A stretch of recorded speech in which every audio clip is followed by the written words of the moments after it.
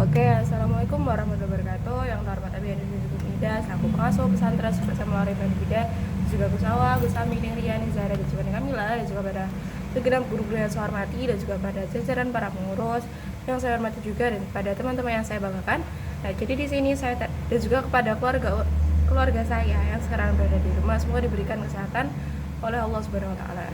Nah, jadi di sini saya Tarisan Aziza akan jelasin tentang jinayah atau pembunuhan. Nah, jadi menurut ilmu fikih jinayah, jinayah atau itu merupakan perampasan atau menghilangkan nyawa yang mengakibatkan tidak berfungsinya semua organ vital. Nah, pembunuhan itu merupakan perbuatan keji dan juga biadab dan juga melanggar nilai kemanusiaan. Lalu pembunuhan itu dia dibagi menjadi 3. Yang pertama ada pembunuhan sengaja.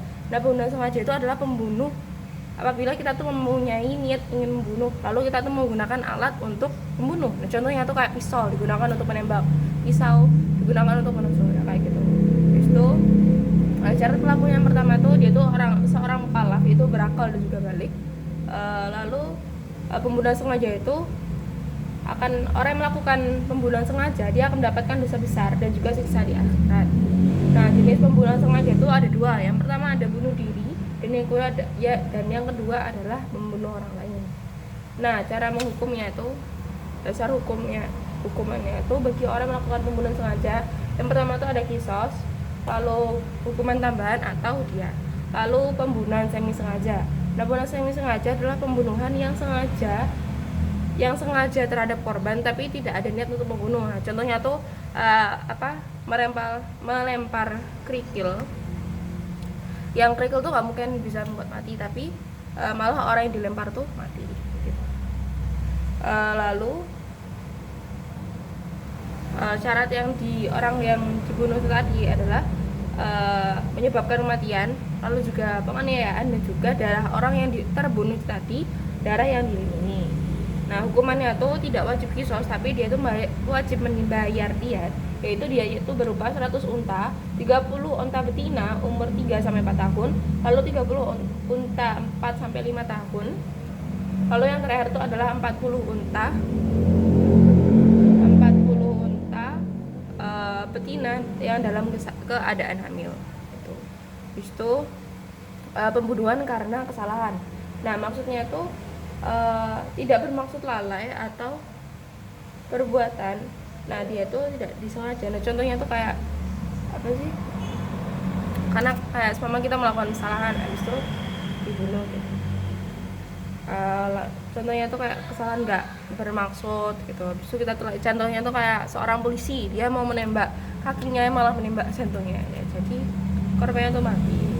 Nah, hukumannya itu adalah tidak wajib kias, tapi membayar diat dan juga kafarat berupa 100 unta, 20 unta betina umur 1-2 tahun, 20 unta umur 3-4 tahun, lalu 20 unta betina umur 5-6 tahun, dan juga 20 unta laki-laki.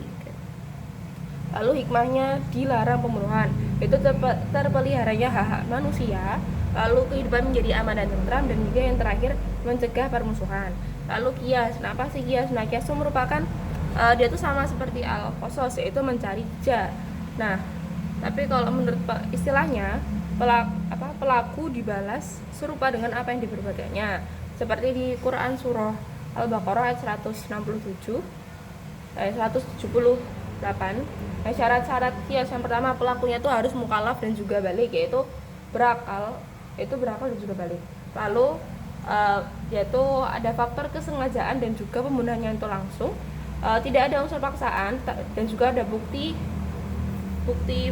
kejadian. Lalu darah orang yang dibunuh itu adalah darah orang yang dilindungi, lalu terdapat 2 orang saksi, dan juga tidak ada hubungan keturunan. Lalu pembunuhan oleh massa atau pembunuhan yang dilakukan oleh sekelompok orang untuk membunuh satu orang. Nah, menurut Imam Syafi'i dan juga Hambali, apabila tidak mematikan, maka pembunuhnya itu tidak wajib dikias. Tapi menurut Imam Maliki, membunuh itu sengaja. Jadi apabila satu grup membunuh satu orang, maka semuanya itu akan terkena kisas. Lalu menurut Imam Zahiri, sekelompok orang tidak kena kisas karena dia itu, kalau menurut Imam Maliki, sekelompok orang itu tadi tidak kena tidak kena kisos karena cuma membunuh satu orang saja. Lalu hikmahnya diadakan kisos. Yang pertama berkurangnya tindakan kriminal, lalu menegakkan keadilan di masyarakat, lalu menghindari kemarahan atau dendam keluarga korban, tidak gampang melakukan pembunuhan, dan juga kita lebih mewaspadai tidak sehewan terhadap nyawa seseorang. Lalu diat dan kafarat. Nah diat itu apa sih? Diat itu adalah sejumlah harta benda yang wajib ditunaikan kepada korban atau denda akibat kejahatan. Nah fungsinya itu ada dua. Yang pertama itu fungsi mencegah agar perbuatan tadi tidak dilakukan, dan juga yang kedua adalah fungsi menanggulangi orang tersebut agar tidak mengulangi lagi ke perbuatannya. Lalu sebab-sebab ditetapkan diat. Yang pertama, pembunuh telah dimaafkan oleh keluarga korban, lalu matinya pelaku, maka bebannya itu dibebankan kepada keluarganya, lalu pelakunya itu kabur, dan terakhir jadi itu berlaku bagi orang mukmin yang tidak sengaja membunuh. Lalu macam-macamnya itu ada dua. Yang pertama itu ada diat berat, yaitu membayar 100 unta, 30 unta betina umur 3-4 tahun, lalu 30 unta betina umur 4-5 tahun, dan juga yang terakhir unta betina dalam keadaan hamil. Nah ini, lalu yang kedua itu ada diat ringan, yaitu sama juga 100 unta, tapi bedanya dia dibagi menjadi 5, yaitu ada 20. Yang pertama itu ada 20 unta perempuan umur 1-2, lalu 20 unta betina umur 3-4, lalu unta betina umur 5-6, dan yang terakhir unta laki-laki umur 1 Nah jadi masing-masing diat itu kita tuh harus membayar selama 3 tahun berturut-turut diangsur-angsurnya. Jadi setiap tahun tuh bayarnya cuma sepertiga doang.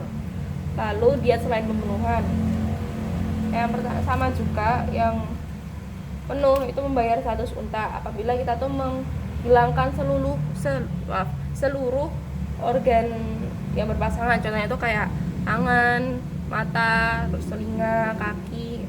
Habis itu kalau semama diat setengah itu kita tuh harus membayar 50 unta apabila kita tuh menghilangkan salah satu gigi, ya pokoknya salah satu dari organ-organ yang berpasangan. Nah lalu kalau semama hitungannya tuh kalau gigi itu 5 unta, tapi kalau semama satu jari itu hitungannya 10 unta. Lalu hikmah diadakan diat. Yang pertama itu bagi pelaku dia mendapatkan hidup baru dan juga mendapatkan kesempatan tobat untuk memperbaiki perbuatannya. Lalu bagi korban, nah jadi keluarganya itu dapat memanfaatkan harta itu tadi untuk keberlangsungan hidup. Lalu pelaku itu sadar atas kesalahannya dan lebih berhati-hati, lalu agar tidak terjadi lagi perbuatan yang buruk itu tadi. Lalu kafarat. Nah kafarat apa sih itu? Nah kafarat itu dia merupakan denda yang harus dibayar karena melanggar larangan Allah atau melanggar janji.